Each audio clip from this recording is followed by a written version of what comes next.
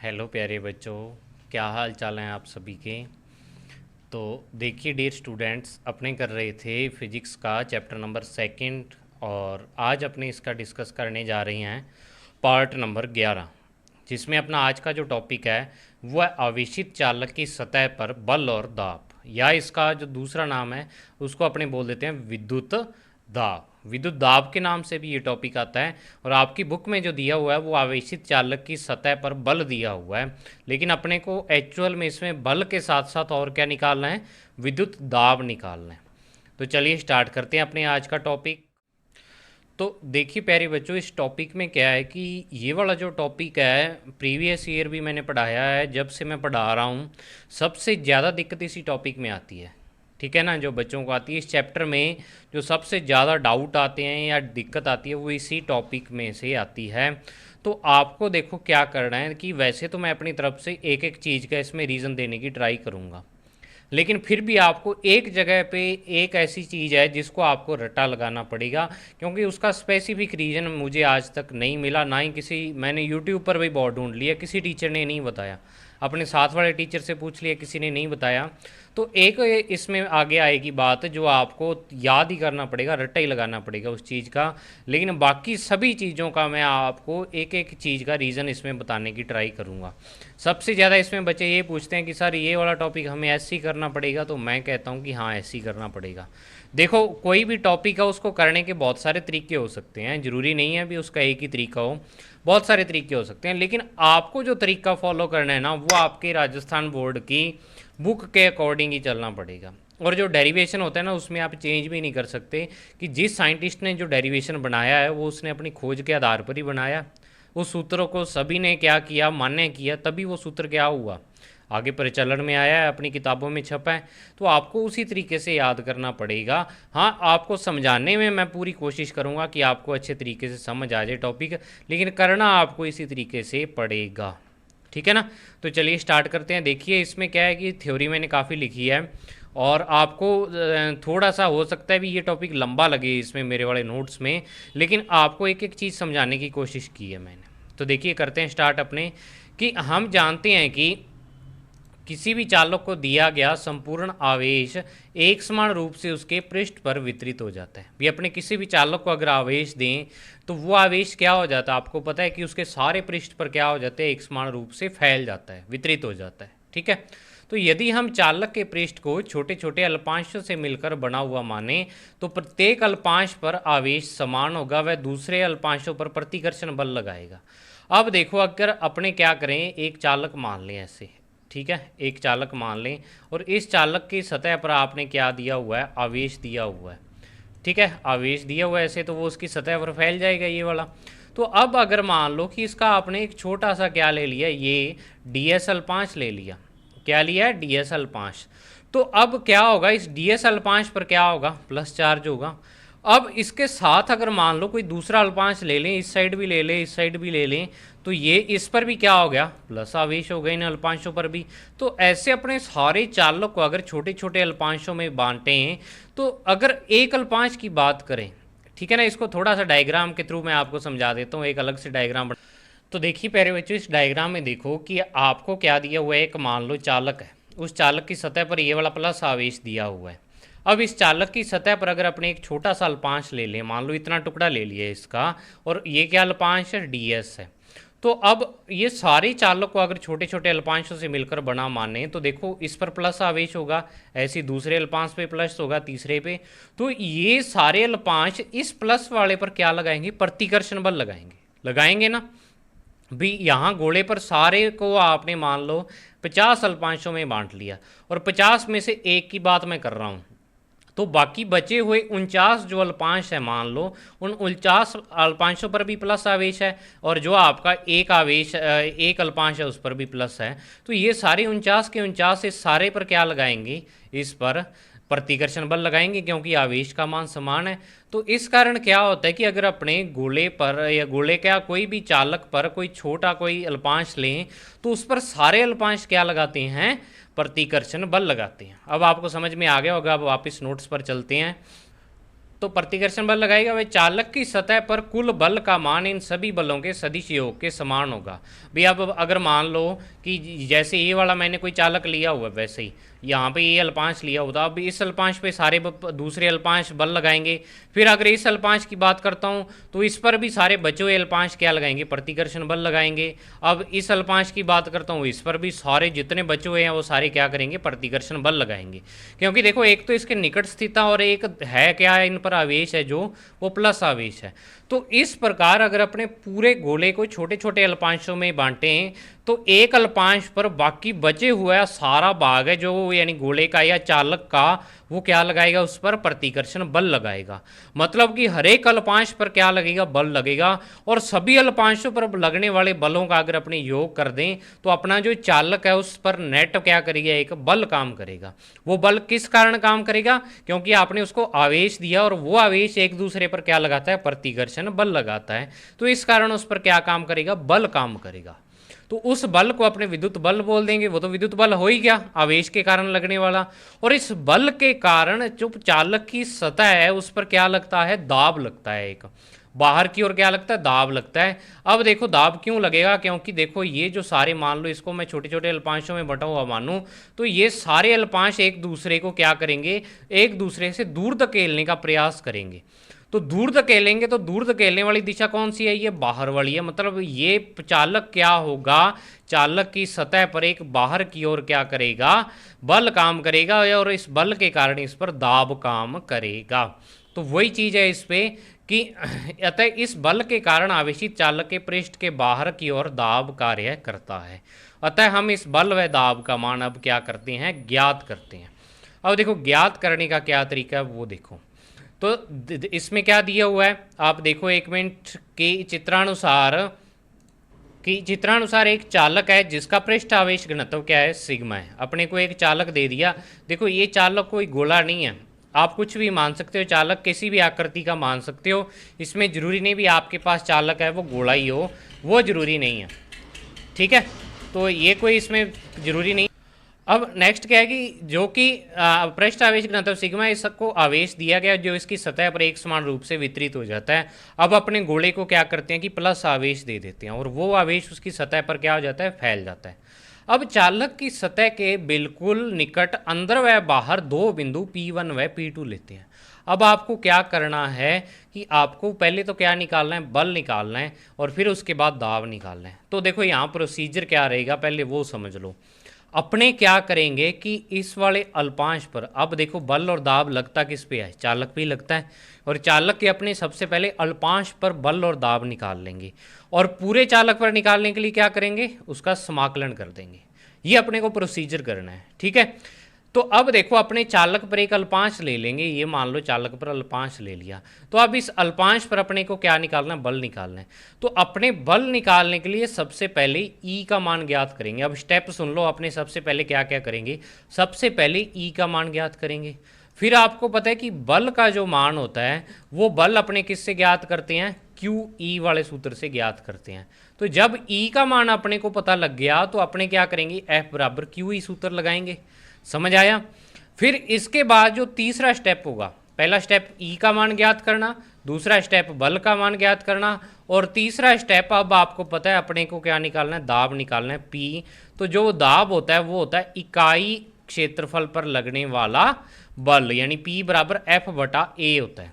तो अब अपने जो बल आएगा उसको चालक के क्षेत्रफल से क्या कर देंगे, भाग दे देंगे। वो अपने पास क्या आ जाएगा, दाब आ जाएगा। समझ में आया। ये तीन स्टेप अपने को करने पड़ेंगे इस वाले डेरिवेशन को करने में। तो अब बात आती है कि अब आपको क्या करना है, इस अल्पांश पर आपको क्या निकालना है, विद्युत क्षेत्र का मान निकालना है, ई का मान निकालना है।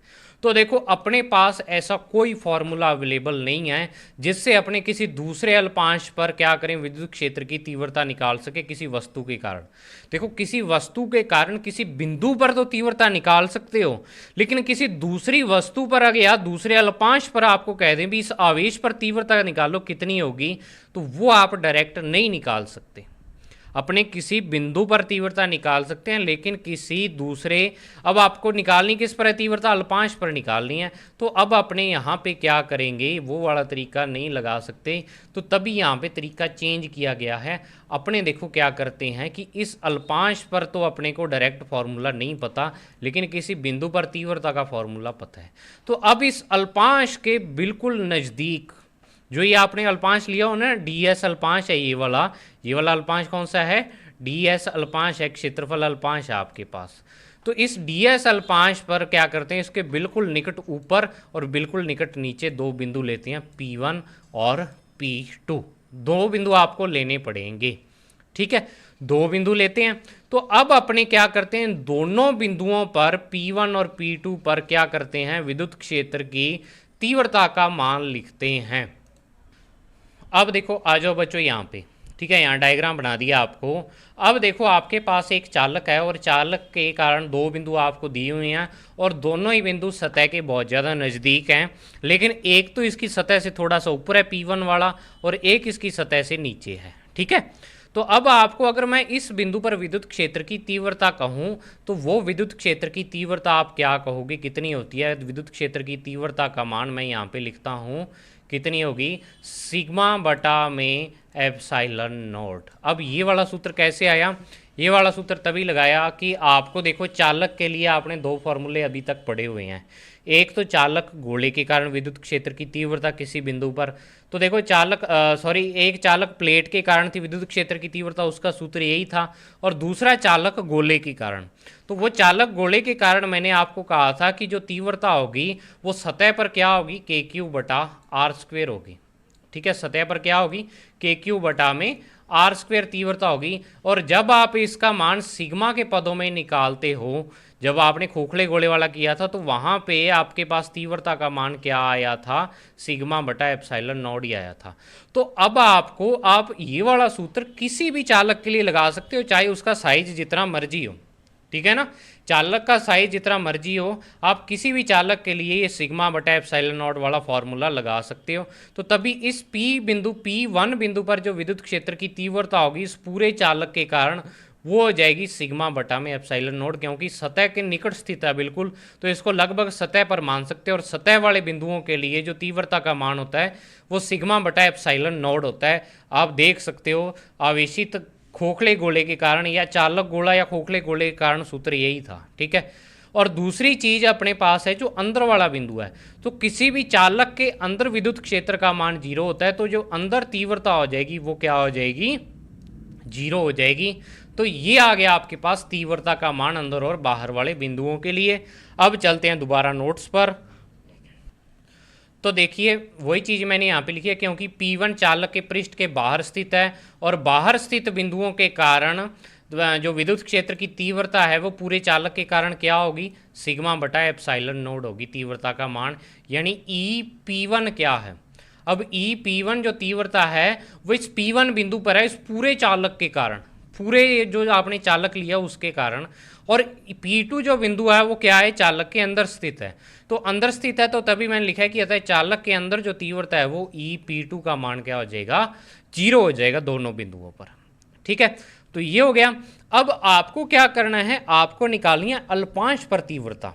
ये तो क्या आई है कि उस बिंदु पर आ गई पूरे के कारण, अब आपको अल्पांश पर तीव्रता निकालनी है। तो अब अपने क्या करेंगे, देखो वही चीज़ यहाँ पे लिखी है मैंने कि अब हम चालक की सतह पर अल्पांश क्या करते हैं, ds लेते हैं। ds अल्पांश ले लिया और इससे चालक को दो भागों में बंटा हुआ मान सकते हैं, जैसे आपको डायग्राम में दिखाया हुआ है यहाँ पे। तो यहाँ देखो आप एक चीज़, यहाँ पे जो आपका AB है, AB यहाँ पे छोटा भाग है, ये वाला जो मैंने अंदर दिखा रखा है, ये AB क्या है, ds अल्पांश है। ये वाला जो AB है क्या है, ये ds अल्पांश है। और दूसरा AB के बाद जो बचा हुआ भाग है, यानी ये पूरा भाग इस चालक का, ये क्या है, ACB। क्या है ये, ACB। तो एक अल्पांश लेने पर जो आपका चालक है वो दो भागों में बंट गया, एक तो अल्पांश जो AB है आपका और दूसरा बचा हुआ भाग ACB है, ठीक है। तो ये दो भाग आ गए इसके। अब बात आती है कि अब हम इन दो भागों के कारण P1 और P2 पर विद्युत क्षेत्र की तीव्रता का मान ज्ञात करते हैं। अब अपने क्या करते हैं कि इन दोनों भागों के कारण ज्ञात कर लेते हैं विद्युत क्षेत्र की तीव्रता का मान।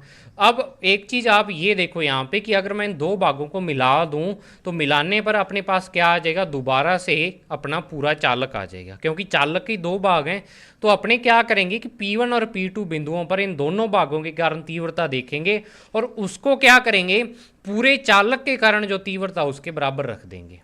ठीक है। तो अब एक बात देखो कि जब आप क्या करते हो, पहले ए बी के कारण आप तीव्रता निकालनी है तो यहां मैंने एक ब्रैकेट में चीज़ लिखी हुई है कि जो आपका अल्पांश ए बी है उसको बिंदु आवेश के तुल्य मानेंगे अपने। ठीक है ना, क्या करेंगे, बिंदु आवेश के तुल्य मानेंगे। अब आपको दिशाएं दिखा देता हूं मैं फिर से डायग्राम में।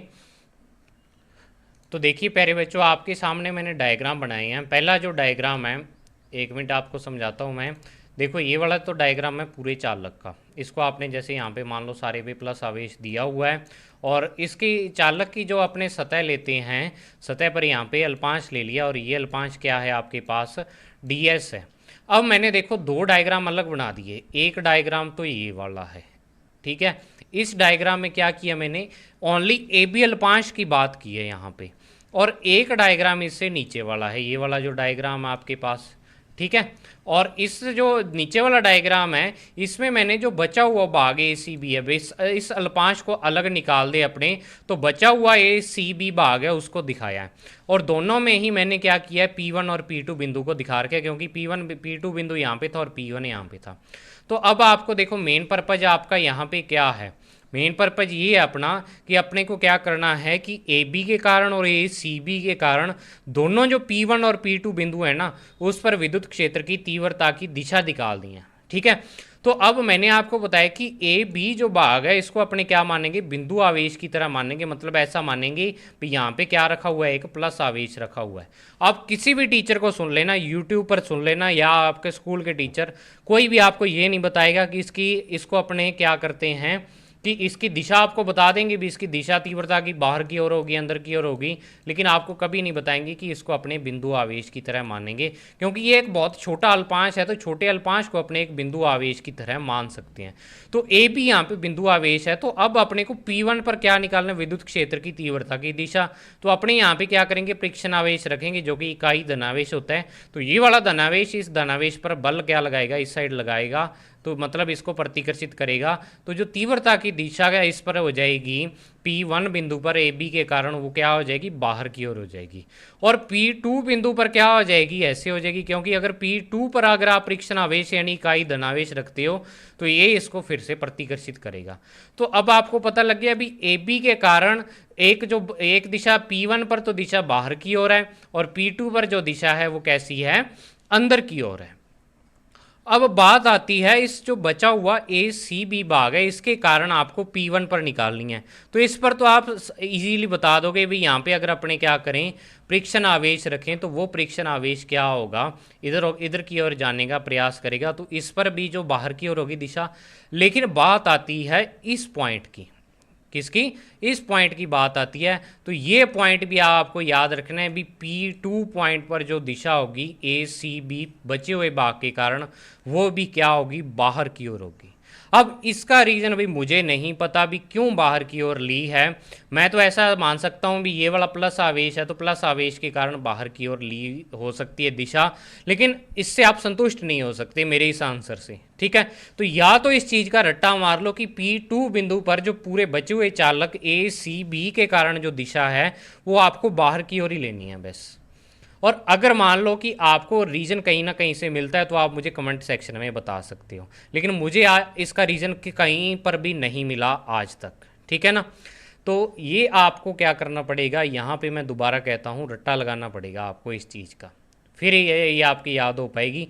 तो अगर आपको पता भी चले भी इस पे बाहर की ओर दिशा क्यों ली है, मैंने बहुत सारे टीचर से पूछा, वो कहते कि प्लस आवेश के कारण बाहर की ओर लिया है, लेकिन उससे मैं संतुष्ट नहीं हो पाया। क्योंकि देखो बिंदु तो है आपका अंदर, तो और आवेश आपका है प्लस बाहर, तो इस पर अब जो दिशा है वो कैसे लेंगे ये मैं स्पेसिफाई नहीं कर पाया। वो तो कह देते हैं कि प्लस आवेश के कारण बाहर की ओर होती है, तो प्लस आवेश के कारण बाहर की ओर होती है, तो आप ऐसे भी रट्टा लगा सकते हो, लेकिन स्पेसिफिक रीज़न नहीं मानता मैं इस चीज़ को। तो आपको याद रखना है भी, जो आपका ए बी पॉइंट था उसके कारण तो तीव्रता की दिशाएं ऐसे आ रही हैं, ए बी अल्पांश के कारण जो P1 बिंदु पर तीव्रता है वो तो आ रही है ऊपर की और P2 पर नीचे की ओर, और जो आपका क्या है ACB भाग है इस पर बाहर वाले बिंदु पर तो बाहर ही आ रही है, लेकिन अंदर वाले पर भी क्या आ रही है, बाहर आ रही है दिशा, यानी अंदर वाले पर दोनों दिशाएं विपरीत हो जाएंगी और बाहर वाले पर दोनों दिशाएं सेम हो जाएंगी। अब बात आती है अपने जो मेन टॉपिक है उस पर चलते हैं। तो अब देखिए प्यारे बच्चों, यहाँ पे मैंने दिशाएं लिखी हुई हैं कि अल्पांश ए बी के कारण जो दिशा आ रही है आपके पास, अल्पांश ए बी के कारण, तो अल्पांश को अब अपने क्या करेंगे, बिंदु आवेश के तुल्य मान लेंगे, बिंदु आवेश के तुल्य मानेंगे इसे। तो देखो P1 पर जो तीव्रता की दिशा है वो E1 बाहर की ओर हो जाएगी और P2 पर जो तीव्रता होगी वो E1 अंदर की ओर हो जाएगी। अब E1 जो आपने तीव्रता लिखी है वो तीव्रता किसके कारण है, वो तीव्रता किसके कारण है, अल्पांश ए बी के कारण, क्योंकि देखो एक अल्पांश है तो एक अल्पांश के कारण तीव्रता का मान तो समान ही होगा भाई। ए बी पर जितना आवेश है उस पर किसी पॉइंट पर अगर अपने तीव्रता निकालनी चाहें तो तीव्रता का मान क्या होगा, समान ही होगा, तभी मैंने समान लिखा हुआ मान। और बचे हुए भाग ए सी बी के कारण P1 और P2 पर तीव्रता E2 लिखी हुई है और दोनों की दिशाएं बाहर की ओर ही दिखाई हुई हैं भाई। ये आप देख लो कि जो यहाँ पे है,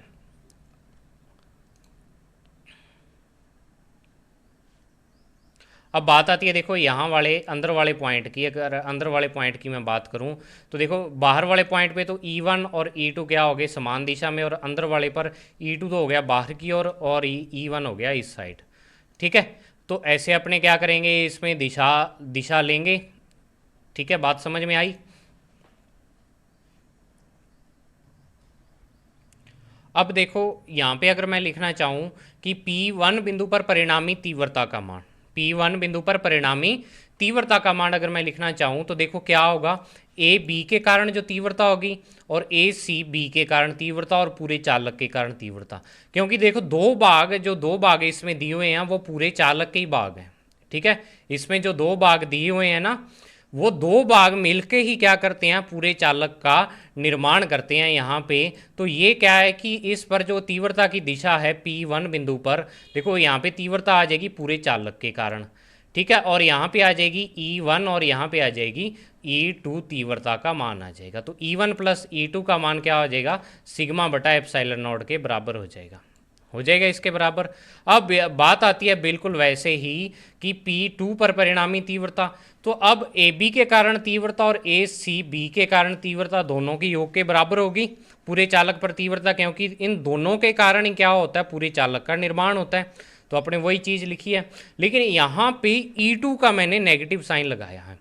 E2 का नेगेटिव साइन क्यों लगाया, क्योंकि देखो E1 की दिशा ही है और E2 की दिशा ही है।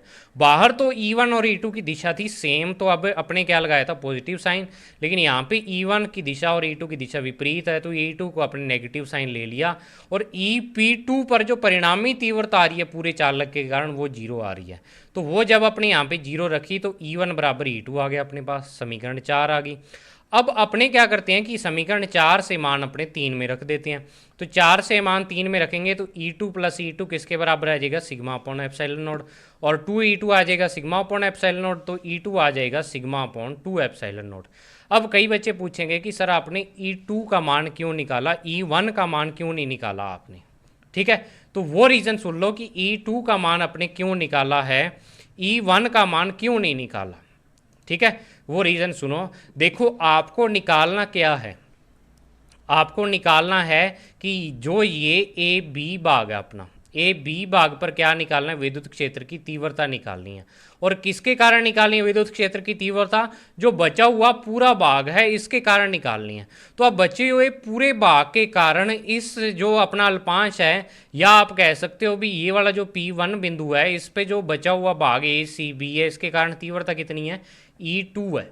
तो E2 है, तभी अपने क्या करा है, तीव्रता का मान यहाँ पे E2 का मान अपने निकाला है। ठीक है ना, तो अब ये आ गया यहाँ पे। तो अब बात आती है कि E2 का मान अपने पास आ गया, तो ये आ गया तीव्रता का मान, यानी ACB के कारण AB पर विद्युत क्षेत्र की तीव्रता, अल्पांश पर दूसरे बचे हुए चालक के कारण अपने तीव्रता निकाल ली यहाँ पे। ठीक है, तो अब सिग्मा अपॉन 2 एप्सिलॉन नॉट तीव्रता आ गई। अब इस तीव्रता के कारण AB पर बल कितना होगा, अब जो आपने E2 तीव्रता निकाली है, अब AB पर बल कितना होगा। अब देखो बल का मान ज्ञात करने के लिए एक अपने सूत्र कौन सा लगाते हैं, आपको बताया भी था मैंने अभी।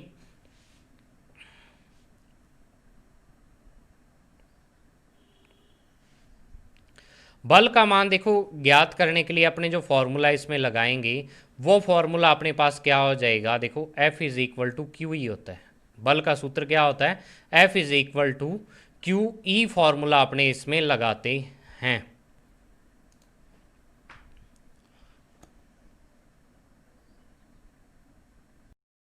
अब देखो अगर मैं आपको एक बात बोलूं कि देखो बल का मान निकालने में भी कई जने यहाँ पे कंफ्यूज होंगे कि मान लो आपका कोई आवेश क्यू पड़ा हुआ है, ठीक है, क्यू आवेश पड़ा हुआ है और आपको किसी यहाँ पे कैपिटल क्यू आवेश रखा हुआ है, तो इसके कारण इस पॉइंट पे आपको विद्युत क्षेत्र की तीव्रता निकालनी है। तो विद्युत क्षेत्र की तीव्रता का जो परिभाषा होती है वो क्या होती है, वो बताओ आप पहले, वो सोचो। वो होती है इकाई आवेश पर लगने वाला बल। कि अगर अपने क्या करें यहाँ पे कि कोई पी बिंदु है, मान लो यहाँ पे कोई आवेश नहीं रखा हुआ, एक बार यहाँ पे इकाई आवेश रख दें, तो उस इकाई आवेश पर जो बल लगेगा उसको अपने क्या बोल देंगे, विद्युत क्षेत्र की तीव्रता कह देंगे। क्या बोलेंगे उसे, विद्युत क्षेत्र की तीव्रता। तो अब इस आवेश के कारण यहाँ पे इकाई आवेश पे जो बल लगता है उसको विद्युत क्षेत्र की तीव्रता ई कहते हैं।